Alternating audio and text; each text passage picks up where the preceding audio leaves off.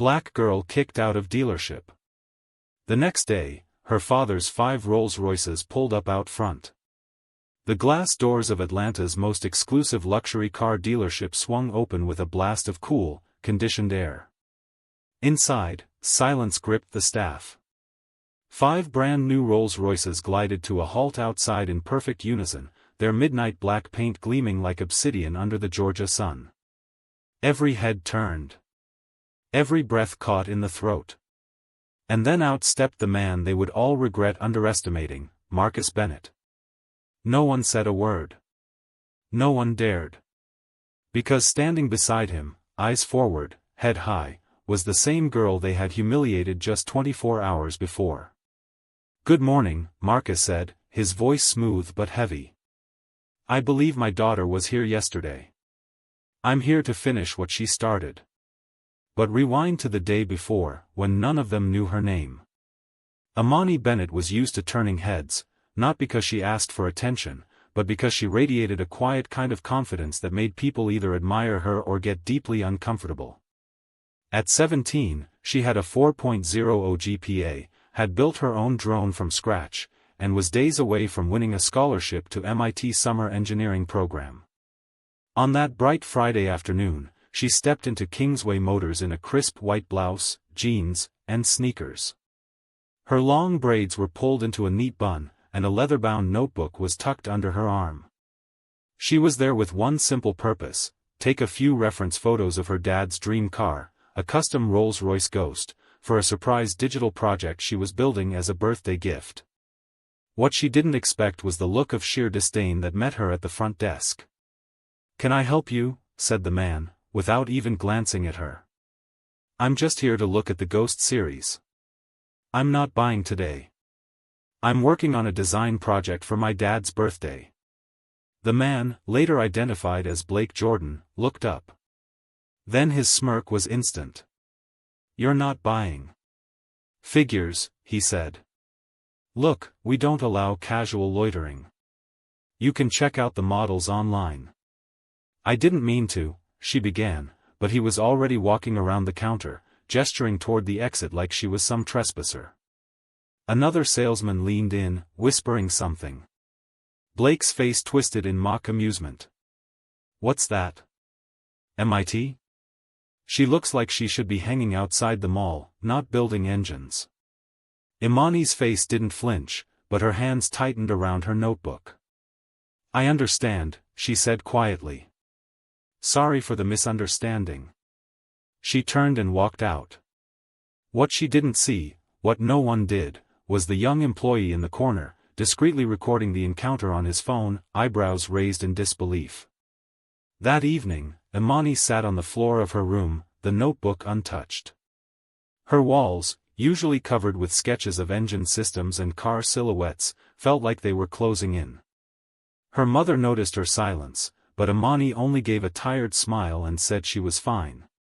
It wasn't until Marcus got home from a late meeting that the truth spilled out. He noticed the notebook still closed, the lack of music, the quiet that didn't belong to his daughter. "Something happened?" he asked. She shook her head. "No," she said. I went somewhere today. It didn't go how I expected." Marcus nodded slowly. He didn't press, he never did. Instead, he sat beside her and said what he always said. "You know you're the brightest thing I ever built, right?" That night, while Imani tried to sleep, Marcus scrolled through his phone. He didn't need to ask where she'd gone. He knew the car she'd been researching. And it didn't take long before someone sent him the video already beginning to circulate online, grainy footage of his daughter being shown the door like a criminal. Marcus watched the clip twice. Then he called his assistant. "I want 5, he said. "Black. Custom interiors delivered tomorrow morning to Kingsway Motors. I'll meet them there." The next morning, Imani woke to a note on her pillow, "Ride with me. No questions. Wear what makes you feel like a boss." She found her dad waiting beside his matte gray Mercedes Maybach, wearing a 3-piece navy suit and calm fury in his eyes. She didn't ask. She just nodded. As they pulled up in front of Kingsway, she saw the 5 Rolls-Royces gliding into formation, each with a driver, each door opening in unison. She looked at her dad in confusion. "Why are we here?" Marcus smiled gently. "To return something they tried to steal from you." Imani stepped out beside him. The employees inside had already gathered at the windows, slack-jawed. Blake, coffee in hand, dropped the cup. A corporate manager, summoned last minute by a panicked regional director, rushed forward with a forced smile. "Sir, welcome to Kingsway Motors. What can we help you with?" Marcus didn't even glance at him. He looked only at Imi. "You lead the way," he said. She hesitated just for a moment. Then she walked through those same glass doors, head held high. She didn't have to raise her voice. She didn't have to explain herself. Her presence was enough. And beside her, her father stood, not as a billionaire but as a black father who refused to let his daughter be small. As silence wrapped around the showroom, Blake finally muttered, "I didn't know who she was." Marcus turned to him, his tone razor-sharp. "You didn't need to know who she was. You just needed to treat her like she belonged." And just like that, the temperature dropped. Everyone now understood the storm that had just walked through their door. And it was only just beginning. Imani had never known silence like the one that wrapped around the dinner table that night. Her mother, Camille, passed the salad bowl in mechanical motions. Her father sat across from her, knife and fork untouched, as if he were holding on to restraint with every ounce of discipline in his body. She had tried to move on. She had tried not to let it get to her. But that didn't stop the video from gaining over 50,000 views in a matter of hours. It had been shared across student forums, reposted on local community pages, even stitched into a trending TikTok by an activist influencer with the caption, "Still happening in 2025. Imani hadn't said a word to her dad about the dealership. But he already knew. And when Marcus Bennett knew, the world tended to shift without warning. He finally broke the silence. "Tell me what happened. In your words." Imani dropped her gaze to her plate. "It's not a big deal. I went to Kingsway to take photos of the Rolls-Royce Ghost. Wanted to surprise you with a custom 3D render for your birthday. The manager, Blake, told me to leave. Called me a loiterer. Said I didn't belong. That was it." "That wasn't it," Marcus replied quietly. "They humiliated you. In front of others. They didn't know who I was," she said, her voice sharper than she intended. "And that's the point, right? They assumed." Marcus exhaled, leaning back. "You're right. But assumptions carry weight when you work in places like that. And they need to feel the cost of that weight." Camille spoke up gently. "You're not going to make this into a public war, are you? Imani's got college interviews soon. We don't need drama." "I'm not making anything. I'm responding to something," Marcus said. But Imani was already ahead of them both. "Dad," she said carefully, "I don't want a press statement. I don't want a lawsuit or a boycott. That's not what this is about." Marcus raised an eyebrow. "Then what is it about?" She looked him straight in the eye. "It's about reminding people like Blake that the world doesn't belong to them. That we're in it too. And we're not going anywhere." The air in the room shifted. Not with rage, with resolve. That night, while Camille turned in early and Imani disappeared into her room, Marcus walked out onto the balcony of their Buckhead estate. The city stretched wide beneath him, its lights blinking like distant possibilities. He pulled out his phone and dialed a number he rarely used. "Rico," he said when the call connected. "I need 5 ghosts. Midnight black. Silver spirit of ecstasy. Custom camel interiors. Delivered tomorrow morning. Same spot." There was a pause on the other end. Kingsway? Yes. You want it quiet or loud? I want it respectful. But make sure everyone hears it. Got it. The next morning, long before the sun touched the skyline, Marcus' legal team began discreet checks into Kingsway's ownership structure. They found what they needed within an hour: a partnership tangled in old money, some past discrimination complaints swept under the rug, and a regional manager who had recently settled a quiet EEOC complaint involving another young black employee. Meanwhile, Amani woke up to 3 text messages from classmates who had seen the video and tagged her in it, all offering solidarity. One read, "I've been there too. Thank you for not staying quiet." She was still reading it when her father walked into her room, dressed like a man heading to war in a tailored charcoal suit and no tie. "You said no lawsuits. No press. Fine. But we're not staying quiet either." Imani stared at him. "What are you planning?" "I'm not planning anything," he said. "You are." They arrived at Kingsway just before 10 o'clock. The Rolls-Royces arrived minutes later, drivers stepping out in perfect sequence. But Marcus didn't move until Imani did. He held her gaze, waiting for her to make the first move. "Whatever you want to do," he said. "You lead. I'll follow." She swallowed hard, then opened the door. Inside the dealership, chaos had already started. Blake stood behind the glass, arms flailing as he barked at an assistant manager. The receptionist kept glancing nervously out the window. When Imani walked in, silence followed. This time, no one dared ask who she was. Marcus entered behind her, casually removing his sunglasses, revealing eyes that saw everything. Blake looked like he'd seen a ghost. "I believe you know my daughter," Marcus said, tone low but unmistakably sharp. The dealership's regional VP, a thin man named Howard Mason who had just flown in that morning, stepped forward in a panic. "Mr. Bennett, this is a misunderstanding, I assure you. We had no idea." "That's the problem," Imani cut in, her voice calm. "You never care to find out who someone is until it's too late." There was no shouting. No threats. Only a truth spoken clearly enough to rattle glass. Imani turned to the other staff, some of whom looked down in shame, others frozen. "My name is Imani Bennett. I'm 17. And yesterday, I was told I didn't belong here." She paused. "I just wanted to prove that I did." Blake tried to recover.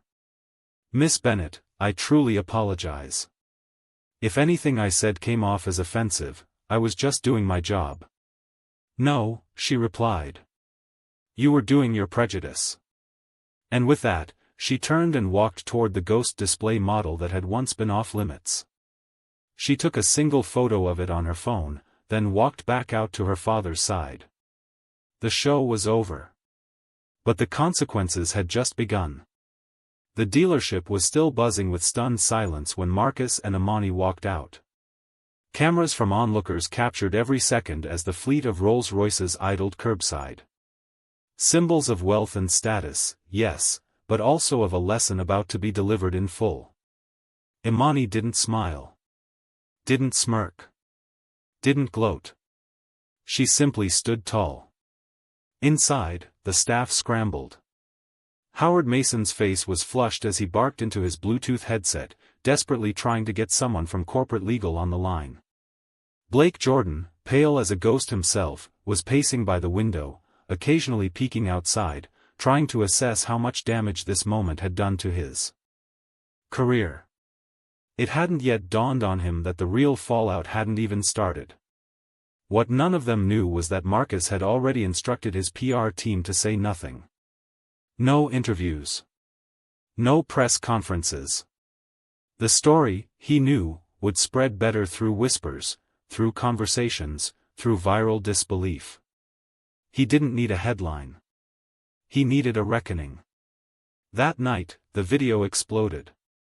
The same employee who had recorded Imani's mistreatment now posted footage of her return, walking back in with 5 Rolls-Royces flanking her and a father who looked like he just walked out of a GQ cover shoot and into a courtroom.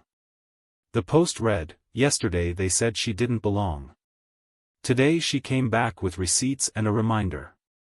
Within hours, local influencers reposted it. By dawn, Black Twitter had found the story. The hashtag started trending. Hashtag Imani Bennett. Hashtag Luxury with Dignity. Hashtag Respect Our Daughters. But as the world reacted with applause and outrage, something else happened, something Imani hadn't expected. Messages began pouring in. Hundreds of them. Young black girls from Atlanta to Oakland. Parents. Teachers. Even professionals from the automotive world. They weren't all angry. Most were inspired. "My daughter watched your video. She asked me, can I be like her one day? Thank you. My dad was turned away from a dealership just like this in the 80s. He cried watching you stand tall. You gave us all a voice today." Imani sat on her bedroom floor, scrolling through message after message, tears silently rolling down her cheeks. Camille entered quietly, carrying a cup of tea. "You okay?" Imani just nodded, unable to speak. She finally handed her mother the phone. "I didn't want this to go viral," she whispered. "I just wanted to take some pictures. I didn't mean for it to be this." Camille sat beside her, wrapping an arm around her shoulders. "You didn't ask for this moment. But you were made for it." Meanwhile, inside Kingsway Motors, Blake was summoned to an emergency meeting in the conference room. The regional director had flown in overnight. His expression wasn't angry. It was worse, it was strategic. "Blake," he said, folding his arms, "I need to know exactly what happened. And I need your version to match what's about to go under legal review." Blake squirmed. I didn't know who she was. I thought she was just some kid." "You mean a black kid?" "I didn't mean it like that. You never do." The director tossed a folder across the table. "We pulled surveillance. We pulled audio. We pulled every customer complaint you've had in the last 12 months. Guess what they all have in common?" Blake said nothing. The director leaned in, eyes cold. "You're not being fired because of Marcus Bennett. You're being fired because you forgot the first rule of this business: perception is everything. You didn't just make us look bad.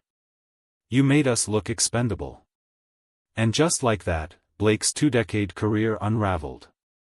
But for Marcus and Imani, the story wasn't about vengeance. It was about vindication. That morning, as they sat together in the family library, Marcus pulled up a blueprint on his tablet. "I've been thinking," he said. "What if we did more than just prove a point?" Imani looked up. "Like what?" "A new scholarship for girls in automotive engineering. Black girls. Brown girls. Any young woman who's been told she doesn't belong in places like showrooms or boardrooms." Imani's eyes lit up. "You'd help me build that?" "No," Marcus replied. "You'd lead it. I'd follow." They stared at each other in silence. Something deeper passed between them, something bigger than revenge or even justice. Legacy. But just as Imani began drafting the pitch, something unexpected happened. A notification popped up from her email. Subject: Kingsway Motors formal apology invitation. She hesitated before clicking. The message was from the newly appointed manager, a woman named Denise Carter. It was professional. Thoughtful. Acknowledging the wrong, offering not just an apology but an invitation for Imani to consult on a new youth and design initiative the dealership was launching. Camille peeked over her shoulder. "You going to reply?" Imani smirked. "Oh, I'll reply. But not the way they expect." And just like that, Imani Bennett took her first step into something even bigger than her dream car. She was about to redesign the entire narrative. The boardroom at Bennett Enterprises was unusually quiet, the kind of silence that signaled something important was about to begin. Imani sat at the long glass table across from her father, a digital projector glowing behind her. She wore a sharp black blazer, her curls tied up, her expression focused but alive with energy. "So," Marcus said, folding his hands, "let's see what you've built." Imani tapped a button. The screen lit up with a title slide. "The Drive Forward Initiative, Engineering Equity for the Next Generation." She stood and began to speak, her voice clear, steady, and miles away from the girl who had once been shoved out of a showroom. "I want to create a program that does more than respond to what happened at Kingsway," she said. "This will partner with engineering departments, high schools, and design firms to give girls, especially girls of color, access to tools, mentorship, and a real future in automotive design and leadership." Behind her, slides flipped to data, underrepresentation in STEM, dropout rates, case studies. "I don't want this to be charity," she continued. "I want it to be investment. We're not giving opportunities, we're creating them from the ground up." Marcus watched without interrupting. Camille sat nearby, lips pressed, holding back a proud smile. "And here's the twist," Imani said, her tone sharpening with purpose. "Kingsway will help fund it." Marcus raised an eyebrow. They offered a partnership. Public apology. A corporate donation. And a paid consulting role. "I say we take it, not because we need it, but because it forces them to be part of the solution." The room was still. Then Marcus leaned back in his chair. "You're not asking to burn down the dealership," he said. "You're turning it into a launchpad." "I don't want revenge," she said.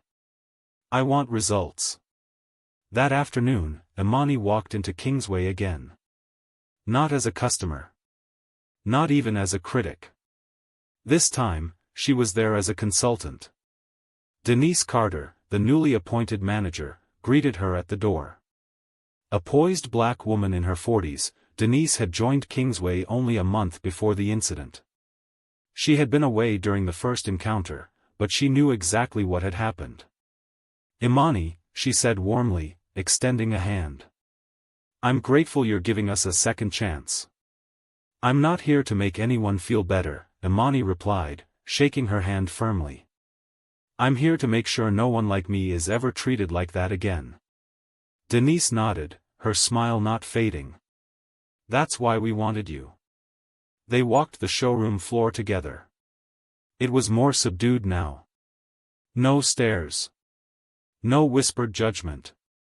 Imani could feel the tension under the surface, some staff watching, unsure how to react.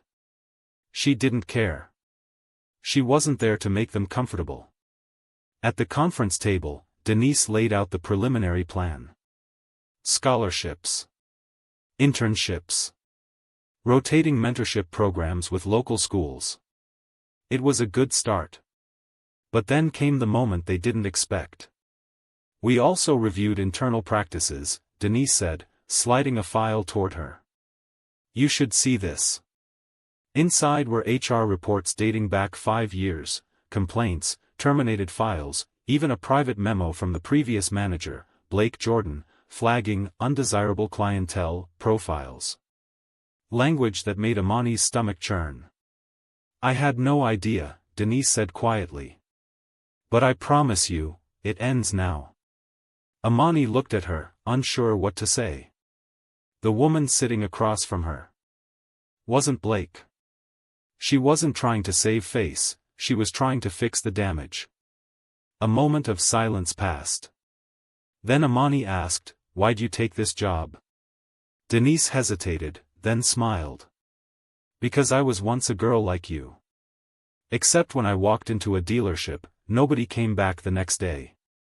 Nobody had my back." Imani blinked hard, her throat suddenly tight. That evening, back home, Imani sat in her room scrolling through her inbox. Another flood of messages. Another wave of stories from people who had never felt seen, until now. But one message stood out. It was from Blake Jordan. Subject: I owe you an apology. She hovered over it, her finger hesitated. Then she clicked. Inside was a single paragraph. I don't expect forgiveness. But I do owe you a sincere apology. I watched your speech. I saw the initiative. I realized how deeply I misjudged you, not because of who you were, but because of who I am. I was wrong. And you were more than right. You were brave. Imani stared at the screen. She didn't reply. Not yet. Instead, she opened her notes app, scrolled down to the heading she'd typed earlier that week. Things that matter. And under it, she wrote. Not whether they apologize. But whether we keep going. Then she closed her laptop and whispered into the night air. I'm just getting started. The moment the 5 Rolls-Royces pulled up in front of Kingsway Luxury Motors, the energy in the dealership shifted like a thunderclap. It wasn't just the gleam of the deep black Phantom or the imposing stance of the Wraith that caught everyone's attention, it was the symbolism. Each one parked perfectly, door to door, their engines falling silent in a synchronized hum that turned heads from across the boulevard. Inside, the staff froze mid-conversation. Every salesperson craned their necks toward the windows. Phones came out. Hands trembled slightly. And someone muttered. Is that? Imani stepped out of the middle car, wearing a tailored navy jumpsuit and crisp white sneakers. Her hair was in a high puff, and she wore no makeup, except for a bold red lip. She didn't walk like someone returning to the scene of humiliation. She walked like someone who now owned it. And then Marcus Bennett stepped out behind her. For the first few seconds, no one moved. But then recognition swept through the showroom. Murmurs grew into hushed exclamations. Marcus Bennett. Billionaire founder of Bennett Enterprises. Owner of 2 aerospace companies. A racing team. And now, apparently, the very narrative that had humiliated his daughter only 24 hours earlier. The manager on duty that day, Nick Lorton, scrambled to adjust his tie and rushed forward. Mr. Bennett, he stammered, we had no idea you were. Marcus didn't even glance at him. His hand rested gently on Imani's shoulder as they walked past, straight through the showroom, toward the same spot where she'd been escorted out yesterday. The same spot where she had once stood invisible. Imani's voice rang out first, calm, but commanding. Funny how different it feels when you walk in with power. The entire staff turned toward her. She glanced at Denise Carter, the newly appointed general manager who had only arrived that morning, still reviewing reports and barely aware of what storm she'd inherited. Denise, Imani said, locking eyes. I hope you're ready. This isn't a spectacle, it's a reckoning. Denise nodded, professional and composed. I expected nothing less. Nick stepped forward again, still trying to salvage something. Mr. Bennett, I want to sincerely apologize for what happened to your daughter. That employee has been terminated, we've. But Marcus finally turned to him. You didn't terminate that employee because it was the right thing to do. You terminated them because the internet caught you. You don't get points for damage control. Nick swallowed hard. Imani opened the presentation on her iPad, connecting it to the large screen in the conference room. The Drive Forward initiative lit up in bright, bold colors. She looked around the room at the collection of stunned and uneasy faces. I'm here to present you with a choice, she said. You can publicly endorse this initiative and commit to institutional change, or you can continue pretending that this was just a mistake and not a pattern. But let me be very clear, your name is already in the headlines. What comes next is your decision. Silence. One of the senior sales executives, a middle-aged white man named Bryce, shifted uncomfortably in his seat. With all due respect, he said, we're a dealership, not a social reform group. We sell cars. Imani turned slowly. You don't just sell cars, she said. You sell status. You sell identity. And when you decided who didn't belong here yesterday, you didn't just reject me. You rejected every person who doesn't look like your ideal customer. That's not just bad business, that's systemic discrimination. Bryce opened his mouth, but Marcus stepped in. She's being polite, Marcus said coolly. If it were up to me, I'd buy this entire dealership just to shut it down. But my daughter believes in fixing things. So you're lucky I listened to her. The room froze again. It was clear now, this wasn't a symbolic gesture. This was power walking into a room and choosing not to crush it yet. Denise cleared her throat and addressed the team. Let's stop pretending we're victims of a PR crisis, she said. Let's start acting like we're part of the solution. We've made mistakes, some of them we inherited, some we participated in. Either way, now we fix it. She turned to Imani. I want you to know, she said, your voice didn't just change the direction of this company.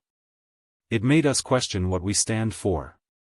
I'll personally ensure this initiative is funded and implemented. Imani studied her carefully, then nodded. I'll hold you to that.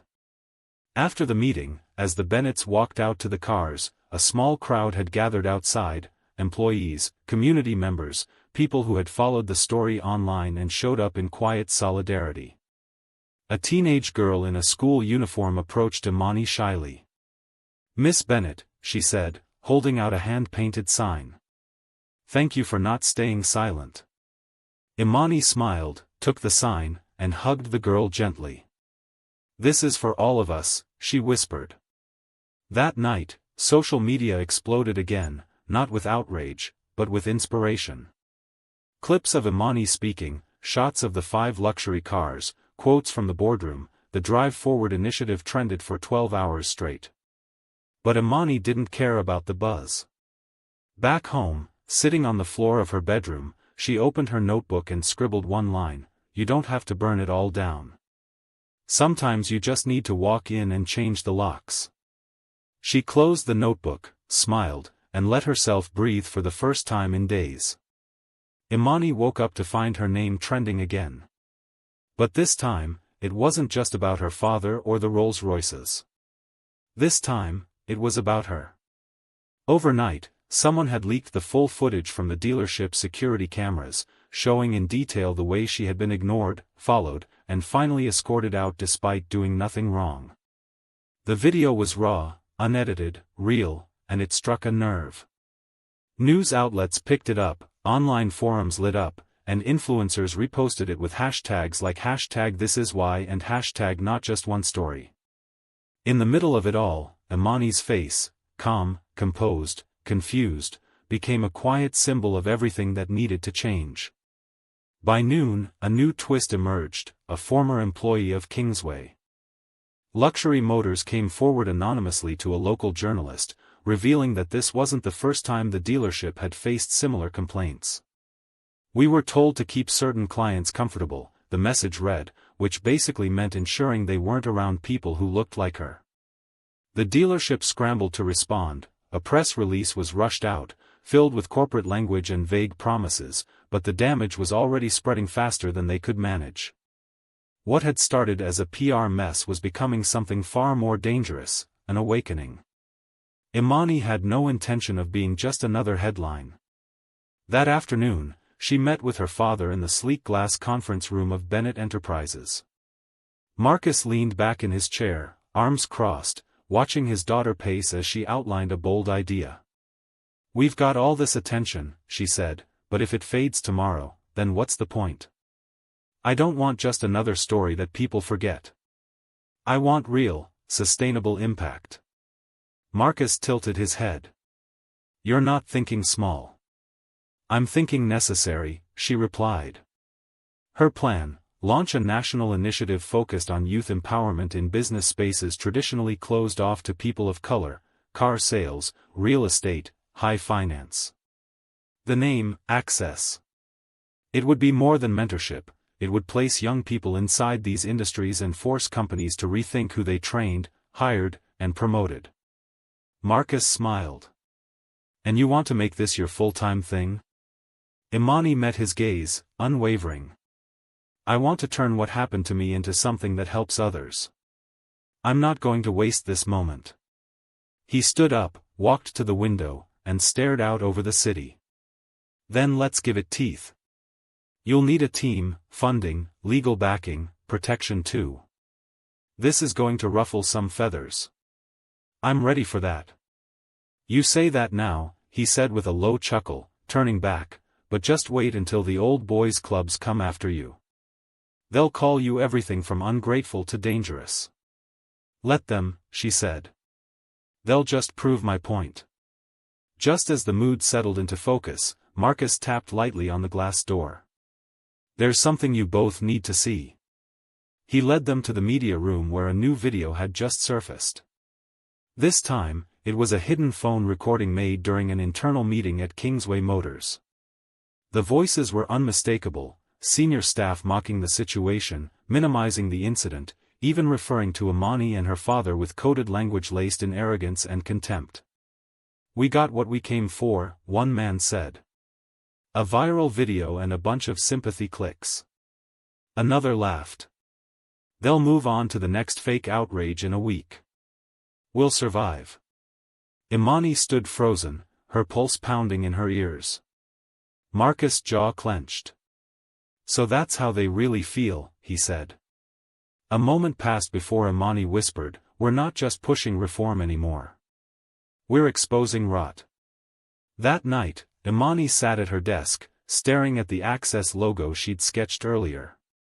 Her phone buzzed non-stop with calls from journalists, activists, and even celebrities asking to help, but she ignored them all for a moment to read one quiet DM from a girl in Tulsa. I saw what they did to you. They did the same to my brother last year.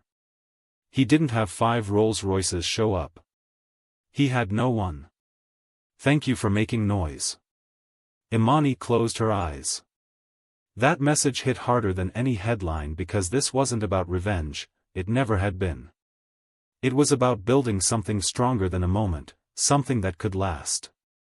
When she finally opened her eyes, she typed back a simple reply, you're not invisible, and you're not alone.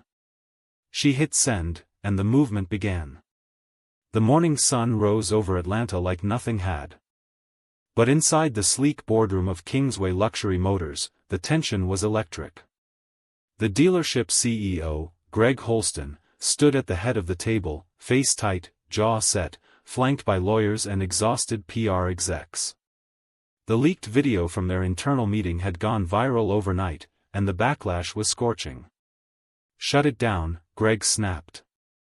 Kill comments, disable tags, and get our lawyers to draft a blanket statement, no admission of guilt.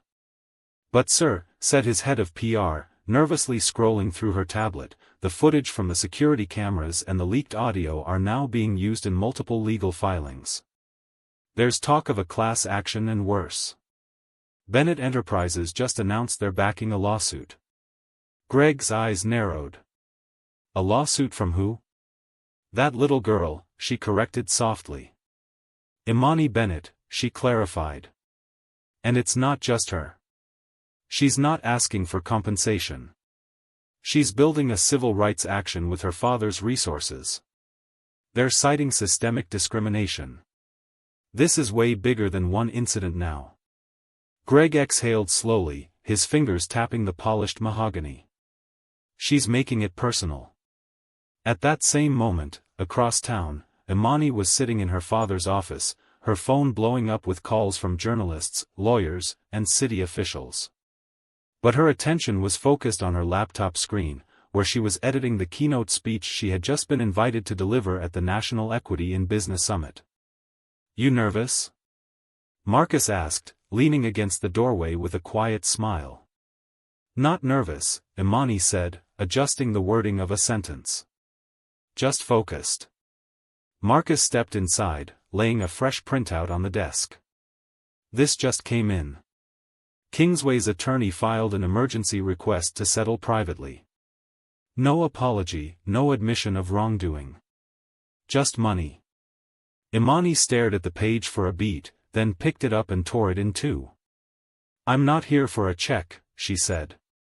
"I'm here for change." Later that day, the Access Initiative held its first press conference. Dozens of cameras flashed as Imani stood behind the podium in a crisp navy suit. Her voice was steady but full of fire. "This isn't about me walking into a dealership and getting thrown out," she said, pausing to let the crowd settle.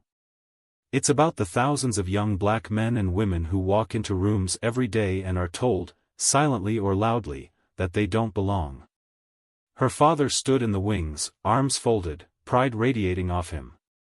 Imani continued, "We're done knocking politely on doors that were never meant to open for us. We're building our own, and we're making sure they stay open for the people coming behind us." Applause thundered through the room, but backstage, something unexpected was happening. Tiffany Malone, one of the sales reps from Kingsway who had stayed quiet during the incident, was watching the live stream from her office break room. Tears welled up in her eyes as Imani spoke. She stood up, grabbed her coat, and walked out mid-shift. An hour later, she was in the Bennett Enterprises lobby. "I was there," she said to the receptionist. "I saw what happened. I didn't say anything, but I want to now." That single moment cracked the silence that had protected Kingsway for so long. Over the next 48 hours, former employees came forward, 3 past clients shared similar stories, and a major automotive blog published an investigative report detailing years of racial profiling within the company's sales process, complete with data, interviews, and receipts. By the end of the week, Greg Holston was forced to resign. The next morning, the news broke: Kingsway Luxury Motors was under federal investigation for discriminatory practices and consumer fraud. But even as the victory began to feel real, Imani stayed grounded. One night, she stood alone on the balcony of her apartment, the city lights stretching out before her, the weight of it all settling in. The lights stretched endlessly below, and she thought of that first day, the humiliation, the disbelief, and how easily it could have ended there if she had walked away like so many others were told to. Marcus joined her silently, handing her a glass of ginger tea. "You did something they never expected," he said. "Which part?" she asked. "You didn't just stand up for yourself," he replied. "You made it impossible for them to ignore everyone else." Imani looked out at the skyline, her voice soft but certain. "This isn't over," she said. "But it's a start." In that quiet moment, the real weight of what she'd begun finally settled in. She wasn't just someone who'd been wronged, she had become someone who refused to let anyone else. The front page of the Atlanta Herald the next morning was impossible to ignore: "Dealership scandal crumbles under pressure. Bennett family changes the game." The photo just beneath it showed 5 polished Rolls-Royces parked in front of Kingsway Luxury Motors, not as a display of wealth, but as a message. Inside one of them, Imani sat beside her father, watching as dozens of community leaders and young activists gathered on the sidewalk, holding signs that read, "Access, not apologies," and "Dignity can't be bought." The movement had taken on a life of its own. "You ready?" Marcus asked her. "Been ready," Imani replied, her eyes locked on the dealership doors. They stepped out into the crisp air, and flashbulbs exploded from every angle. But Imani didn't flinch. This was no longer about vengeance, it was about visibility, about confronting a system that had gone unchecked for too long. Inside, Kingsway had been gutted. Half the showroom was empty, the staff reduced to a skeleton crew. Tiffany Malone, now leading the newly formed Internal Reform Committee, waited at the door to welcome Imani and her father. "We're not just fixing PR," Tiffany said. "We're rebuilding the culture, starting today." In a press conference streamed across the country, Kingsway publicly apologized. But Imani didn't smile. She didn't offer a handshake or a forgiving nod. Instead, she turned to the podium and delivered a speech that would later be quoted in classrooms and boardrooms alike. "Change doesn't start with a press release," she began. "It starts when the people you ignore realize they have a voice. It starts when one no becomes a revolution." She paused, her voice unwavering. "I came in here as a customer, I was treated like a problem. Today, I return not for revenge, but to ensure that the next black girl who walks through these doors is treated like the opportunity she is, not a threat to be dismissed." Thunderous applause filled the space. Yet, outside that building, more change was already stirring. The Access Foundation, founded by Imani, launched an equity fund for young black entrepreneurs. She declined speaking fees, using the money to fund internship pipelines for students across the country. Her story reached not just major networks but smaller community newspapers, youth centers, and classrooms in places where hope felt like a rare currency. But the real twist came weeks later when a viral video circulated from a completely different dealership across the country in Los Angeles. A young black boy named Amir had walked into a showroom holding a copy of Forbes, the issue with Imani on the cover. When a sales manager asked, "You here to sell candy?" Amir looked him in the eye and said, "No, I'm here to buy my mom a car, and I want to test drive the same one she was kicked out of." The ripple effect was undeniable. One girl's humiliation had sparked a movement. One voice had ignited thousands. And through it all, Imani never stopped being exactly who she was, fearless, strategic, and full of heart. Back in Atlanta, she sat at a school auditorium, quietly watching as a line of fifth graders presented their business ideas. Her name had become a symbol, but today, she was just Imani again, clapping for each young dreamer like their idea was the next big thing. Marcus leaned in from the side. "Feels full circle, doesn't it?" Imani smiled. "No. This is just the beginning." And as the lights dimmed, her words echoed through every corner of that room, every comment section online, every whispered conversation in places that used to feel unreachable. Because this wasn't just about cars, it was about value. It was about power. And it was about refusing to be silenced, even when the world tries to shut the door in your face. If this story moved you, inspired you, or reminded you of your own worth, we invite you to support our channel by hitting like, subscribing, and sharing this story. Let's amplify voices like Imani's. Let's make sure every young person knows the door might be closed now, but it won't stay shut forever, not if we keep pushing together. Thank you for watching, and remember, justice doesn't knock.